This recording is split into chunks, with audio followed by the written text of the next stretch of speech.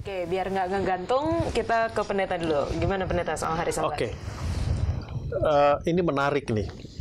Coba kita pikirkan renungkan dulu. Apakah pengertian daripada disucikan itu seperti orang mencuci baju?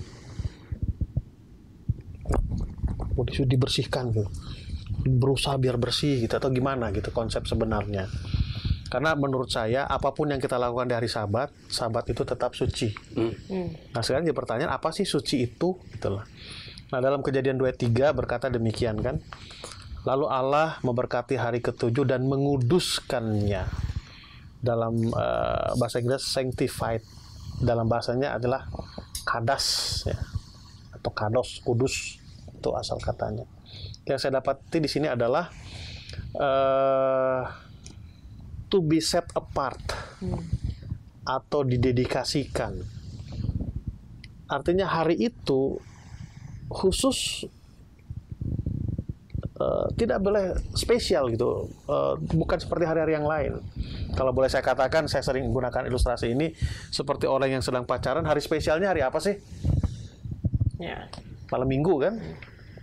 Nah kan banyak orang yang jomblo malam Minggu ya tetap malam Minggu gitu loh. Sama seperti malam-malam yang lain ya hujan-hujan, nggak hujan ya nggak hujan juga gitu kan. Yang membuat spesial tuh apa? Janji mau ketemu kan yang bikin spesial malam Minggu kan. Tapi kan boleh juga orang ketemu malam yang lain yang pacaran kan boleh kan. Ini malam spesial kita. Nah, kenapa hari itu menjadi spesial? Ingat hubungan hari biasa kerja kan begitu. Ya saya punya ilustrasi, saya ulangi saja lah. Ngilangin bosen kan, jomblo-jomblo jalan-jalan dari hari Minggu sampai hari Jumat ke mall kan gitu, lihat-lihat hobi. Begitu malam Minggu jalan sama pacar kemana? Ke mall yang sama gitu, ke tempat yang sama yang kita lihat. Yang bedanya apa? Hari-hari yang biasa adalah untuk kepentingan kita, khusus malam itu untuk kepentingan hubungan kita. Gitu ya, pendeta romantis ada asik dan asik.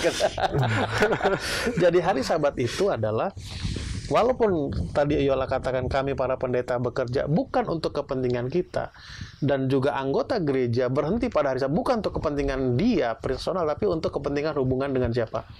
Ini dispesialkan loh, dikhususkan, sama seperti pakaian kan.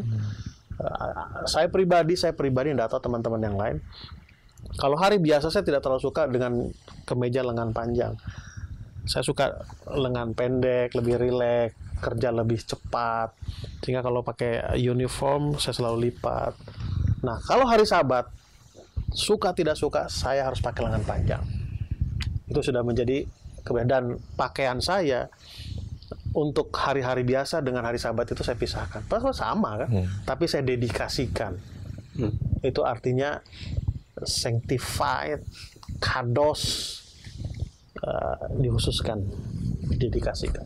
Oke, terima kasih pendeta. Jadi tadi hari Sabat itu berbicara mengenai hubungan ya, mengingat kembali hubungan kita dengan pencipta kita, karena di kejadian itu.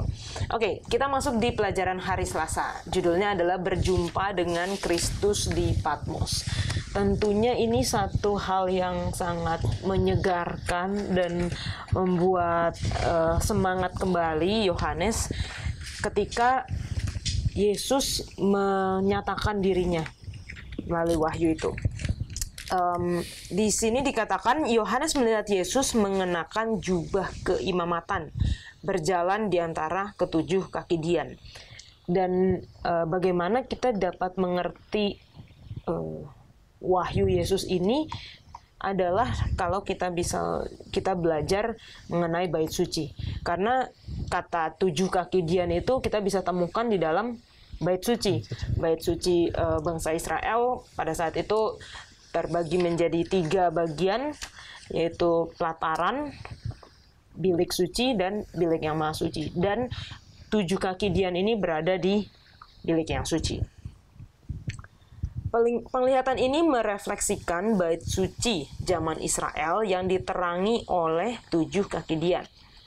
Tampilan Yesus berjalan di antara kaki Dian menunjuk kepada janji Allah kepada umat Israel dulu bahwa Dia akan berjalan di antara mereka sebagai Allah mereka. Dalam Wahyu, kaki Dian melambangkan ketujuh jemaat di Asia yang kepadanya kitab Wahyu pertama-tama dikirimkan.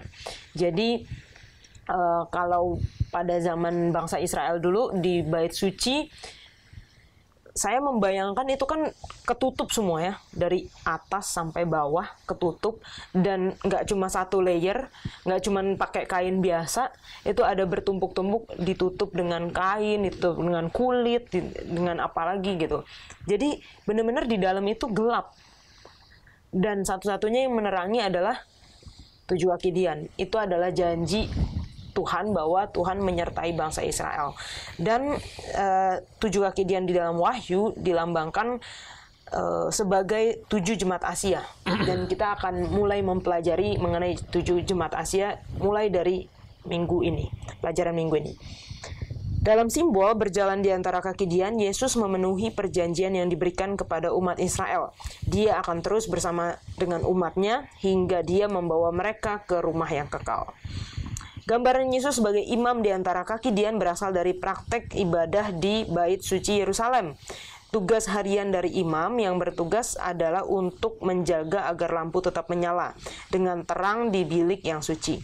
Dia akan menyalakan, mengisi minyak lampu, mengganti sumbu lampu yang habis, mengisi minyak yang baru, dan menyalakan kembali, dan menjaga agar terang itu tidak padam. Itu adalah tugas harian dari imam. Dalam situasi demikian, sang imam tahu persis situasi dari setiap lampu. Dalam hal yang sama, Yesus secara pribadi tahu betul keperluan dan keadaan semua jemaat, bukan hanya sebagian saja. Jadi melalui pelajaran ini saya belajar bahwa Yesus mengetahui keadaan saya secara pribadi, masing-masing kita secara pribadi, secara jemaat, dan bukan cuma saya cuma mau yang ini aja atau mau yang ini aja, tapi Tuhan benar-benar menjaga seluruh jemaatnya. Dan ini sebuah janji yang terus-menerus diingatkan kepada kita, jangan takut, jangan takut, Yesus selalu menyertai. Waktu kita masih terpotong di sini, kita akan lanjutkan setelah yang satu ini.